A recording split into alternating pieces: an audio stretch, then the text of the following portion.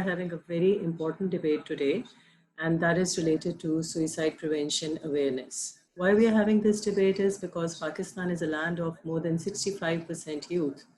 And very sadly, not only because of COVID, but also because of financial constraints, also because of personal problems, many of our youth are becoming frustrated. Many of them are thinking of committing suicide, और they are मायूसी की एक फिजा ऐसी है जो कि फैल रही है. उससे उनको निकालना है, उनको सही डायरेक्शन देनी है, उनको ये पैगाम देना है कि giving up is not an option. तो इसके लिए हमारी एक पहली स्पीकर हमारे साथ मौजूद हैं, जो कि एक बहुत ही स्ट्रॉन्ग, एक बहुत ही रिजिलियंट, एक बहुत ही ब्रेव यूथ है. और she would like to share her story. She is a suicide attempt survivor, and it's very brave of her to come on this session and share her story with us. So I would like to welcome her, and I would like her to unmute and start with her story, whatever she wants to tell youth of Pakistan. Please go ahead and share your story with us. Assalamu alaikum. Walaikum assalam. Yeah, I hope everyone is good. Alhamdulillah, we are all fine. So am I restricted to Urdu language, or I can just... No, you're not restricted at all. You're not restricted at all. You can go ahead with as you please. This is your forum. Okay. Normally I should start with my introduction, but one of the reasons that I would not like to do that is because when I was invited for this session, I saw that for my introduction, it was written on the whatever that post was updated. It was written that I am a photographer, I am a model, and I am a student of mass communication. I don't agree to that introduction because that's like वो सिर्फ मेरी personality का एक बहुत 0.1% एक हिस्सा है, and I'm still struggling and I'm still trying to find out in life that what I want to do. तो yes, अभी के लिए ये introduction है, but यहीं से I would like to start कि what our society does is वो हमें tag करना शुरू कर देते हैं of the activities that we do, and they do not ask us कि वो एक particular activity हमारी personality का कितना वो उसको constitute कर रही है. तो या फ्रॉम हेयर जब भी हम कोई प्रॉब्लम डिस्कस करने लगते हैं तो हमें देखना चाहिए कि हमारे खुद के अंदर वो है कि नहीं. तो खुद के अंदर ही अभी एक ये फ्लॉ था. That's why I would not like to go with my introduction right now. Otherwise, I'm a very I work on the mainstream. I don't have any problem with revealing my identity or whatsoever. I am strong and I am confident in myself. So, lekin हाँ, I would not like to tell about myself right now because of the introduction, because I don't agree to that. So yeah, the topic today is suicide prevention awareness, and I am here as a survivor talking about my own experience. So I would like to start from scratch. हमारे यहाँ पे होता क्या है कि when a child is born, that child is like a clean slate. That is, he or she is innocent. They are they are not customized, they are pure, you know. तो वो किस चीज से they get influenced by their environment, right? तो पहला environment which they address is their family. So family बहुत ज़्यादा role play करती है आपके environment को और आपकी बच्चे के personality को develop करने में. तो होता क्या है कि बच्चे they live in an ideal situation. तो जो फैमिली उनको जो भी पोर्ट्रे करेगी, वो जिन चीज़ों को इनकरेज करेगी, बच्चे उन चीज़ों से इनकरेज होते हैं. जिन चीज़ों को वो डिस्करेज करेंगे, बच्चे उन चीज़ों से डिस्करेज होते हैं. अब होता ये है कि हमें हर चीज़, लोगों के पास टाइम ही नहीं है, पेरेंट्स के पास टाइम नहीं है कि वो बच्चों की मेंटल हेल्थ की तरफ या वो क्या परसीव कर रहे हैं या वो क्या सोच रहे हैं किसी भी चीज़ को लेके, उस पर वो बात करें, बैठ के उनसे पूछें कि आपकी क्या फीलिंग्स हैं, क्या है क्या नहीं. बच्चे वो चीज़ जो है वो फील करते हैं, वो गैप जो उनके अंदर होता है वो बाहर देखने की कोशिश करते हैं. तो बाहर तो कोई इतना आपके साथ ऑनेस्ट होता नहीं है जितनी आपकी फैमिली होती है. तो वो कहीं ना कहीं लॉस्ट हो जाते हैं. They go lost and they don't know कि वो अब वो एक फिक्स में चले जाते हैं, बिकॉज बाहर भी उनको नहीं वो चीज़ मिलती है और घर पे भी नहीं मिलती. What I think a human as a Pakistani, particularly Pakistani civilian, I would मैंने एक डेफिनेशन बनाई है कि इंसान है क्या है.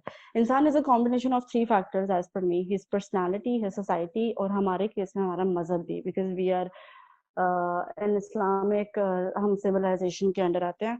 तो I think we are a combination of these 3 things and we have to take all these 3 factors in a probable balance to survive in life. पहले तो I would also like to talk about this कि हम survive और struggle पूरी जिंदगी करते हैं, मरते दम तक करते हैं, और इसी कोशिश का नाम जिंदगी है, और इसी कोशिश की हमें प्लस और माइनस पॉइंट्स देते हैं अल्लाह ताला. तो या सो अब where I was कि इंसान is a combination of these 3 um, um, components, that is his personality and his society and मजहब. इन तीनों का एक प्रॉपर एक परसेंटेज आप कितना इन्वॉल्व करना चाह रहे हैं अपनी पर्सनैलिटी को और अपने आप को एग्जीक्यूट करने के लिए, वो डिपेंड करता है. अब होता क्या है कि कॉन्फ्लिक्ट आने लग जाता है. हम कहा थे कि बच्चा पैदा होता है, वो एक प्योर सी चीज है और वो अभी इन्फ्लुएंस हो रहा है अपने इर्द गिर्द चीजों से और लोगों से. तो होता क्या है कि चीजों में कॉन्फ्लिक्ट आने लग जाता है. कॉन्फ्लिक्ट कैसे आने लग जाता है? सबसे पहले तो हम इस्लाम की बात करेंगे. इस्लाम जो है और जो वो पोर्ट्रे किया जाता है उसमें कॉन्फ्लिक्ट है. तो सबसे पहले अगर हमें हमारे इस्लामी घरानों में ये बताया जाता है कि नमाज वगैरह जो भी इस्लाम के बारे में जितना भी नॉलेज दिया जाता है वो इनफ नहीं है, और जो लोग इस चीज को पोर्ट्रे कर रहे हैं, मेरे साथ तो ये हुआ था कि मैं इनडायरेक्टली इस्लाम को ही क्वेश्चन करने लग गई थी. मुझे था कि अगर इस्लाम को फॉलो करने वाले ये लोग हैं जो कि फुल ऑफ प्रॉब्लम्स हैं, फुल ऑफ मिस्टेक्स हैं, फुल ऑफ ह्यूमन एरर्स हैं, तो ये इस्लाम कैसे हो सकता है? सबसे पहले तो हम एक ये एम्बिगुअस सी एक चीज में फंस जाते हैं कि इस्लाम है क्या. इस्लाम एक मजहब है, इस्लाम एक सेट ऑफ रूल्स और प्रिंसिपल्स है जो कि यूनिवर्सल हैं, जो कि कभी भी चेंज नहीं हो सकते, लेकिन उसको पोर्ट्रे करने वाले लोग गलत होते हैं. और हम बच्चे बीइंग नाइव, बीइंग इनएक्सपीरियंस्ड, हम उस चीज को, क्योंकि हम अपने एनवायरनमेंट से सीखते हैं हर चीज, तो हम इस्लाम को भी उसी तरह से लेने लग जाते हैं कि इस्लाम तो ऐसा है, इस्लाम तो वैसा है. तो यहाँ पे एक कॉन्फ्लिक्ट आता है. और पेरेंट्स की जो एक अब फर्ज करें, अब बिकॉज मेरा इंट्रोडक्शन ऐसा किया गया है कि I am a model and I am into photography, तो यस ये पोर्ट्रे करता है कि इन माय फैमिली हम लोग बहुत ओपन हैं टू टीवी एंड सिनेमा. तो व्हाट हैपेंस इज कि my parents in my case वो कभी भी इस चीज के लिए इतने स्ट्रांगली लोगों ने इस चीज को शायद प्लान आउट नहीं किया है कि वो किस चीज का हम पे इन्फ्लुएंस आने देंगे, किस चीज का नहीं. तो TV and cinema were very open in my house since the day I stepped into my senses. तो टीवी और सिनेमा बड़ी कूल चीज यहाँ पे कंसिडर की जाती थी. इनफैक्ट हमारे पेरेंट्स बैठे होते थे तो वो चीजों को अप्रिशिएट कर रहे होते थे. बीइंग अ चाइल्ड जब मैं उनको देखती थी कि वो अगर टीवी पे कुछ चल रहा है, कोई म्यूजिक चल रहा है, कोई गाना चल रहा है, कोई ड्रामा चल रहा है, तो कोई लड़की आई है जो बहुत प्यारी है, जो बहुत वेल ऑर्गेनाइज्ड है, तो वो उस चीज को बड़ा अप्रिशिएट कर रहे थे. तो वो कहीं ना कहीं मेरी चीज अंदर आ गई थी कि अच्छा ये तो एक अच्छी चीज है, ये जो हो रहा है ये एक अच्छी चीज है. तो होता क्या है कि हम जो स्क्रीन के सामने चीजें, इसी तरह लाइफ में जो अपेरेंटली चीजें नजर आ रही होती हैं और जो उनकी असल हकीकत होती है, उसमें जो तजाद आ जाता है, उसमें जो कम्युनिकेशन गैप है उसको हम फिल नहीं कर पाते. क्यों? क्योंकि पता नहीं क्यों नहीं करते लोग, शायद इतने ब्रेव नहीं है कि वो इस बारे में बात करना चाहें, या वो उस ब्रिज को बिल्ड नहीं कर पाते हैं. वो क्यों नहीं करते ये मुझे नहीं पता, क्या इनसिक्योरिटीज हैं अपने आप को. शायद लोग ये समझते हैं, मेरे एज के तो लोग ये समझते हैं कि शायद ये कूल या अनकूल के टैग में आ जाता है कि ये चीज कूल है, ये चीज अनकूल है. इसी तरह शायद बड़े भी कुछ इनसिक्योरिटीज का शिकार होते हैं, और यहाँ उनके पास टाइम नहीं होता. यहाँ बहुत से एस्पेक्ट्स हैं जो कि इस पे हम इन्वॉल्व कर सकते हैं कि वाई वो कम्युनिकेशन गैप फिल नहीं कर पाते, जो कि अपेरेंट चीजों में होता है, जो कि हकीकत में होता है, जो कि असल में वो चीजें होती हैं. तो ऑल टुगेदर क्या कॉन्फ्लिक्ट आता है कि जो हमारे अंदर होता है और जो हमारे बाहर होता है उसमें कॉन्फ्लिक्ट आ जाता है. और उस कॉन्फ्लिक्ट के अगर हम एक्सट्रीम पे चले जाएंगे तो we would try to end things, हम चीजों को एंड करने की तरफ आते हैं. क्योंकि अगर हम उसके एक्सट्रीम पे चले जाते हैं और हम होपलेसनेस की तरफ आ ही जाते हैं, तो हम चीज़ों को फिर ख़त्म करना चाहते हैं वंस एंड फॉर ऑल कि बस ठीक है। और जब आपको गाइडेंस भी नहीं मिल रही होती है, जब आपको इस्लाम पे भी आप कुरान पाक हर एक के घर पे है, हम इतनी नहीं हिम्मत हो पा रही होती है कि कुरान पाक को पकड़ के उठा के पढ़ लें, क्योंकि हमें ये लग रहा होता है कि कुरान वो है, इस्लाम वो है जो कि लोग फॉलो कर रहे हैं। मुझे तो एटलीस्ट ये लगता था कि जो लोग फॉलो करते हैं वो है इस्लाम, लेकिन मुझे बहुत टाइम लगा इसको पता करने के लिए कि नहीं, इस्लाम कोई और चीज़ है और उसको प्रैक्टिस करने वाले humans are full of errors. तो होता क्या है कि जब बच्चा अब बड़ा होने लगता है, जब अपने टीन्स में आने लगता है, तो उसकी एनर्जीज उसके अंदर बायोलॉजिकल चेंजेस आते हैं, उसकी एनर्जीज बढ़ जाती हैं। और मेरे केस में पर्टिकुलरली ये था कि आई was a very excellent student in my school. I was a brilliant kid of the family. Not even मेरे paternal side में नहीं, बल्कि मेरे maternal और दोनों sides में I was like a very brilliant student. I was good in athletes, I was good in studies, I was praised everywhere. तो मुझे बचपन से ये लगने लग गया कि हर चीज जो मैं करती हूँ वो ठीक है, क्योंकि मैं एक बहुत बड़ा एस्पेक्ट सोसाइटी को फुलफिल कर रही थी जो कि था पढ़ाई बच्चों के लिए। और मैं I used to top all my sections, I used to top school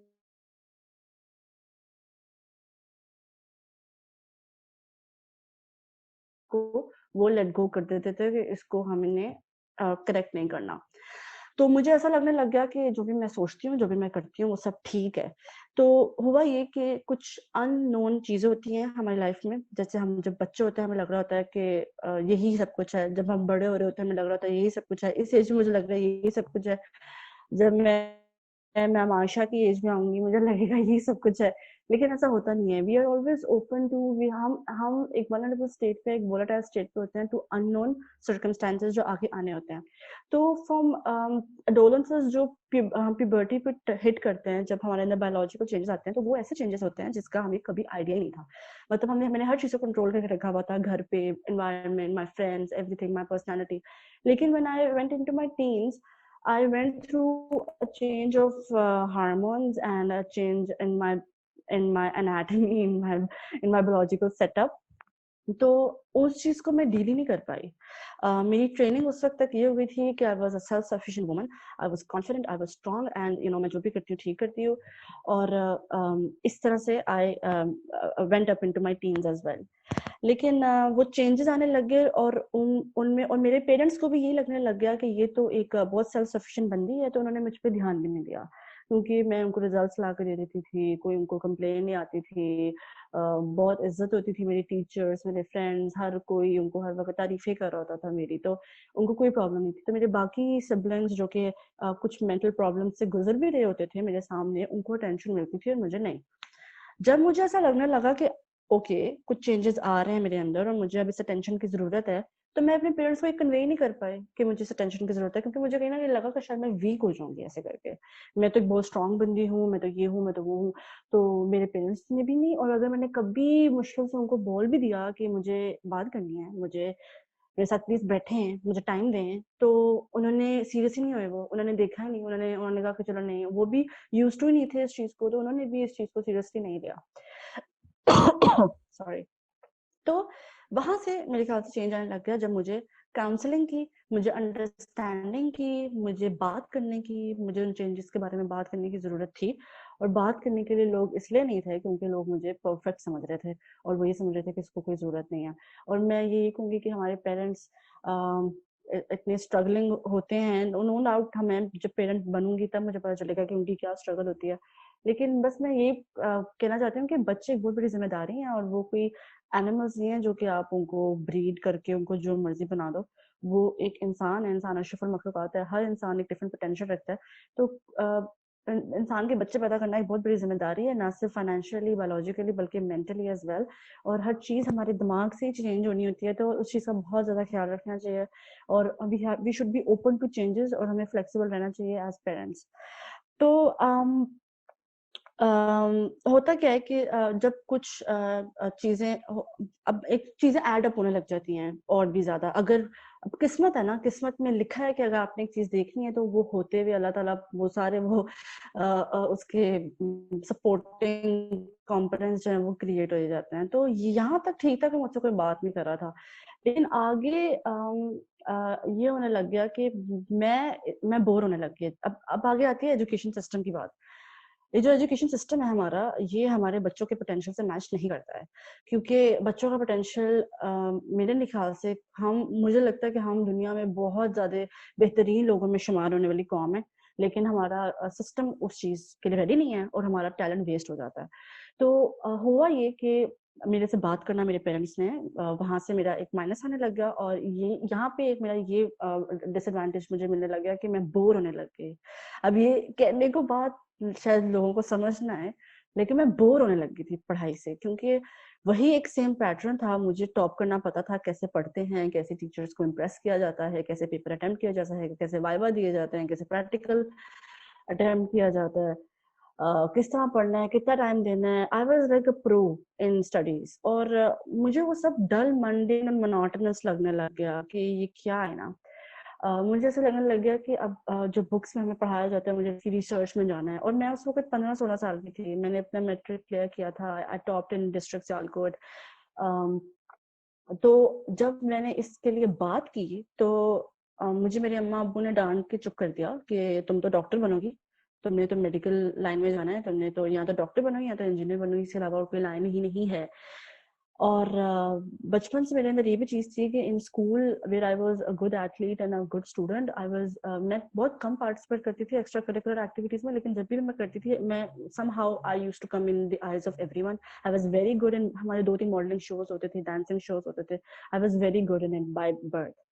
तो वहां से भी मुझे एक चीज पता चल गई कि ओके, मेरे अंदर एक ये चीज भी है। तो जब पेरेंट्स ने मुझे इस तरह से पहले तो मेरे से उन्होंने किसी चीज़ पर बात नहीं की, और जब मैं कोई प्रोफेशन अपना चेंज करना चाह रही थी, प्रोफेशन में अपना एकेडमिक ही रखना चाह रही थी, I wanted to go into social sciences, लेकिन वो क्योंकि एक बहुत ज़्यादा ब्रिलियंट बच्चा था, तो वो तो सोच ही नहीं सकते थे कि वो मेडिकल के अलावा कोई लाइन चूज करे। अगर ऐसा बच्चा तो वो तो एमबीबीएस ही करेगा, क्योंकि मेरी एक सिस्टर है वो बीडीएस कर रही है, एक सिस्टर इंजीनियर है। तो अभी भी हमारी सोसाइटी के अंदर ये समझा जाता है कि बीडीएस जो है वो एमबीबीएस से कम है। तो मेरी मम्मी अबू को ये लगा कि अगर मैं अपनी बहनों से, अपने बहन भाई से सबसे ज्यादा लाइक हूँ, तो फिर अब मेरे बहुत दिमाग से आए हैं। तो 96-97 मैं एमबीबीएस के लिए ही बनी हूँ, और मैं किसी चीज के लिए बनी नहीं हूँ, जबकि मेरा इंटरेस्ट साइंसेस में नहीं था। तो ये एक प्रॉब्लम क्रिएट होना शुरू हो गई, और मैं जिस चीज की यूज टू थी कि मेरी हर चीज मानी जाए, वो चीज नहीं मानी जा रही थी। तो आहिस्ता आहिस्ता मैं अपनी टीन्स में आ गई हूँ, मैं बड़ी हो गई हूँ, मेरे पास इख्तियार आ गया है, मेरी बॉडी ग्रो कर गई है। मैं अपने सिंक तक पूरा पहुंच सकती हूँ, मैं दरवाजा पूरी तरीके से खोल सकती हूँ, मैं चीजों को उठा सकती हूँ, मेरे अंदर वो पावर आ गई है, सब कुछ आ गया है।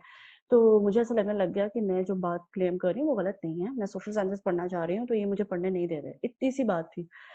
यहाँ पे उन लोगों का बिहेवियर खराब हो गया मेरे साथ। अब मुझे नहीं पता क्यों, होंगे क्या उनके हालात चल रहे थे मेरे पेरेंट्स के, या उन्होंने ऐसा क्यों किया, लेकिन उनका बिहेवियर खराब हो गया, और वो जो जिंदगी भर मेरी कभी कोई बात नहीं टाली, तो वो उस वक्त टालने लग गए थे। और मुझे नहीं समझ आया कि क्यों। मुझे वाकई में मुझे 3-4 साल लगे इस बात को समझने के लिए कि ओ, मैंने एमबीबीएस की लाइन ड्रॉप की थी इसलिए ये हुआ था। अदरवाइज उस वक्त मैं ये सोच रही थी कि यार मैं तो बड़ी पैम्पर्ड हूँ, मैं तो बड़ी फिट हूँ, मैं तो बड़ी परफेक्ट हूँ, तो ये तो हो नहीं सकता। तो क्योंकि I was like that, I was use to being noticed in people, I was use to being perfect in my scenario, in my environment. तो मुझे समझ नहीं आई, मैंने कहा ये तो मेरी तौहीन है कि मुझे रोका जा रहा है, मुझे ये किया जा रहा है। तो मैं आई went into a rebellious state, मैं हर चीज को रिबेल करने लग गई। अब उस वक्त समझ तो उतनी होती नहीं है 16-17 साल के बच्चे को, तो वो मैं मुझे समझ नहीं आई मैं क्या करूं। मैंने अब हर चीज को रिबेल ही करने लग गई, मैंने हर चीज को रिबेल करने लग गई, इस्लाम को भी। वो हर चीज के पीछे लॉजिक था, लेकिन मेरा लॉजिक कोई सुनना नहीं चाहता था। There were no ears to hear me out. मेरा बिहेवियर बहुत ज्यादा अग्रेसिव हो गया था, और क्योंकि मेरे अंदर एनर्जीज बहुत ज्यादा थी, तो वो अग्रेशन में निकलने लग गई थी, मुझे बदतमीज का टैग लगने लग गया था। मैं जो भी हल्का सा एग्जीक्यूट करती थी अपनी पर्सनालिटी के बारे में, वो मेरी पूरी पर्सनालिटी को टैग लग जाता था, क्योंकि मैं एक मेन स्ट्रीम से हट गई थी। मैंने अपने एग्जाम्स छोड़ दिए, मैंने पढ़ना छोड़ दिया, क्योंकि मैं गुस्से में आ गई थी। बेसिकली मैं रिबेल हो गई थी, क्योंकि मुझे कोई अंडरस्टैंड करने वाला नहीं था मेरी पॉइंट्स को। करते करते जब मेरे पास स्टडीज़ की लाइन छूट गई तो मुझे लोगों ने परस्यू किया, मेरे दूसरे जो टैलेंट्स उन्होंने कभी देखे थे स्कूल से, उन्होंने मुझे उस चीज़ के लिए परस्यू किया क्योंकि पीआर तो थी। तो वहाँ पे करते-करते मुझे because I was tall and वो भी जो भी उनको चीज़ें चाहिए होती हैं कि मॉडलिंग के लिए चलें, क्योंकि मुझे वैसे पर्सनली डांसिंग में एक्स्ट्रा करिकुलर एक्टिविटी में शौक था, लेकिन वो हमारा एनवायरनमेंट नहीं था। तो मेरी एक फ्रेंड थी वो इस तरफ थी, तो उसने मुझे कहा कि चलो लेट्स हम इस चीज़ में कोलैबोरेशन करते हैं, तुम ये करो। तो मैंने वो किया तो वो बहुत अच्छा उसका आउटकम निकला। It was appreciated all over. I started getting offers from other cities and all.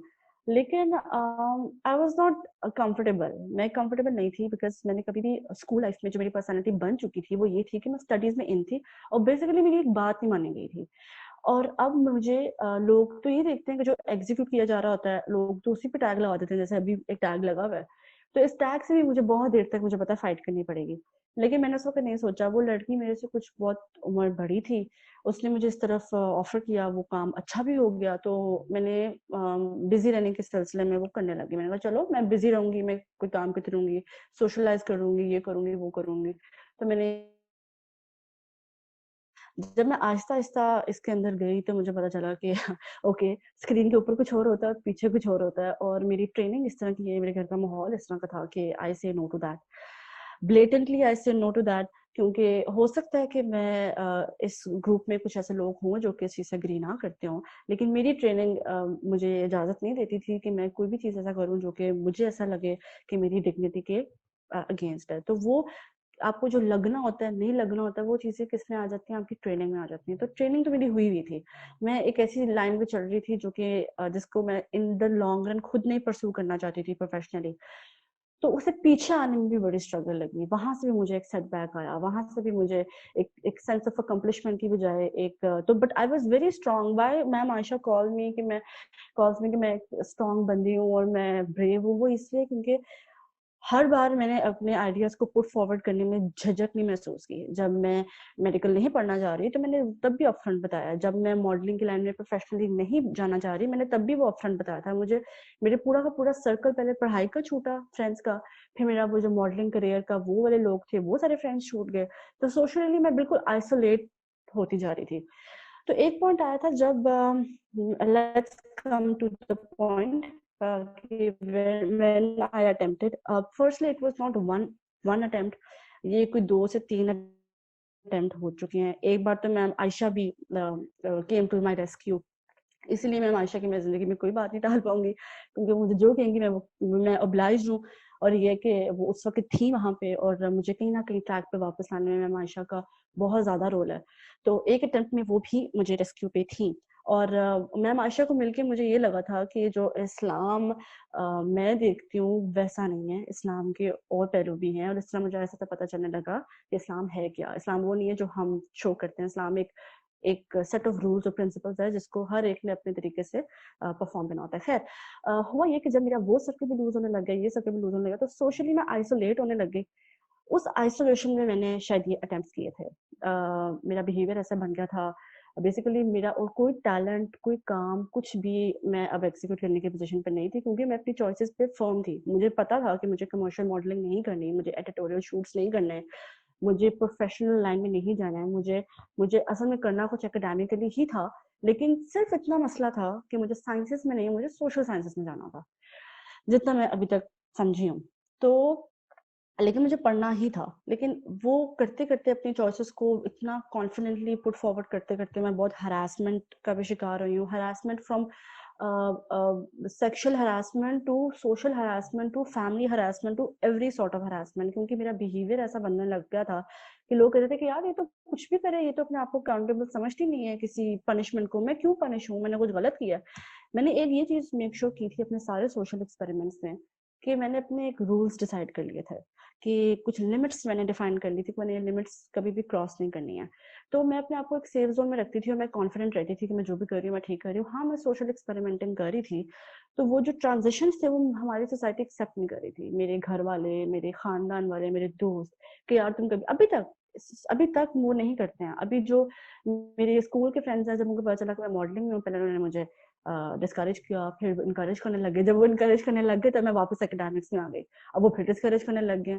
तो आई डोंट अंडरस्टैंड लोगों का कुछ प्रॉब्लम है कि वो फ्लेक्सिबल नहीं होते हैं, they are not open to change, जबकि हमें ये होना चाहिए। स्पेशली हमारे फ्रेंड्स, स्पेशली वो लोग जो कि हमें ये क्लेम करते हैं कि वो हमारे दोस्त हैं, वो हमारा हर चीज़ में साथ देंगे, उनको एटलीस्ट ये नहीं करना चाहिए। ठीक है, हम आपके लिए कुछ नहीं कर रहे, हम अपने लिए कर रहे होते हैं, तो उस चीज़ में सपोर्ट करनी चाहिए हर एक को। तो खैर आहिस्ता-आहिस्ता मुझे ये पता चलने लगा, और मुझे लगता है कि जो आहिस्ता-आहिस्ता की मैं बात करती हूँ, ये अल्लाह ताला होते हैं। चीज़ें और अल्लाह ताला ही हैं, नो डाउट।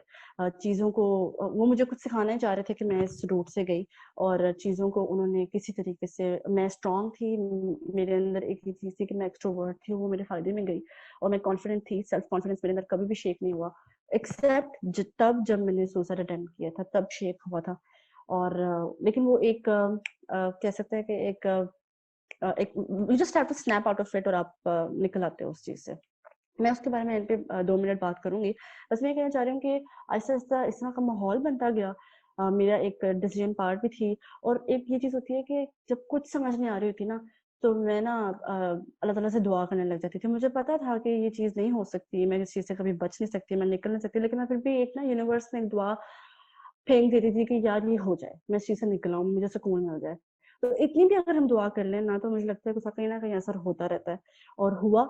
और चीज़ें आहिस्ता-आहिस्ता दे fell back into their place, और I came back to my university life, और कुछ 1-2 लोग ऐसे आए, उनमें मैम आयशा बहुत रोल प्ले करती हैं। मेरी ज़िंदगी में 1-2 फ्रेंड अब ऐसे हैं जो कि मेरे से एज में बड़े हैं, पर वो रोल प्ले करते हैं, एज में बड़े हैं, एक्सपीरियंस में ज़्यादा हैं, और वो मेरे बचपन से मुझे जानते हैं बेसिकली।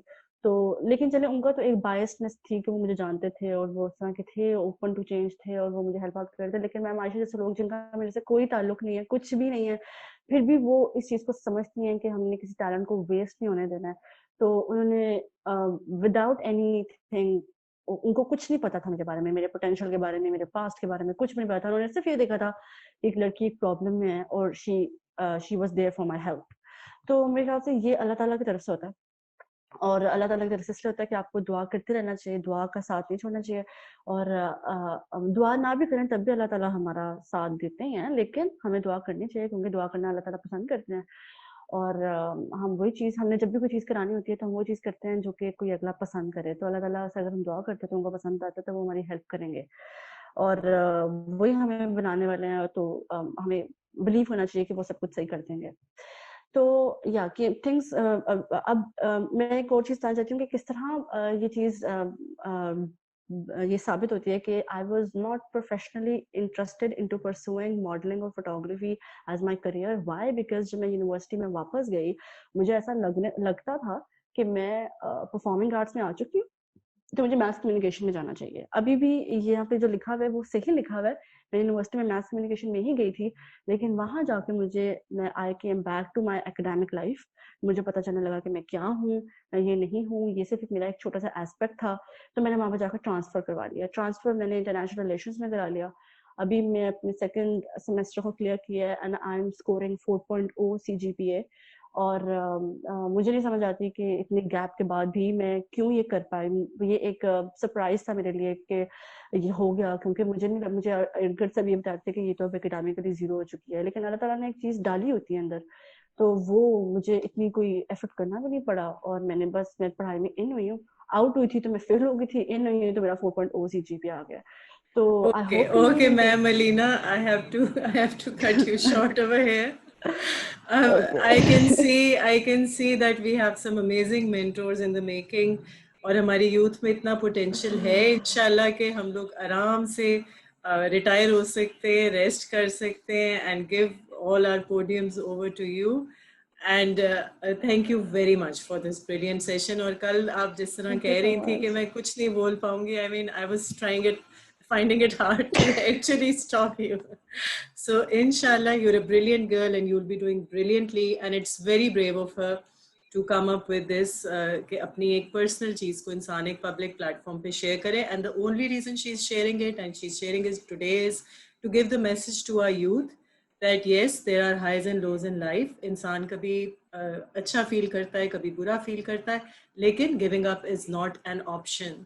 आपकी एक जिंदगी के साथ कितनी जिंदगियां जुड़ी हैं. There are so many things that are attached to it and we have to take care of that.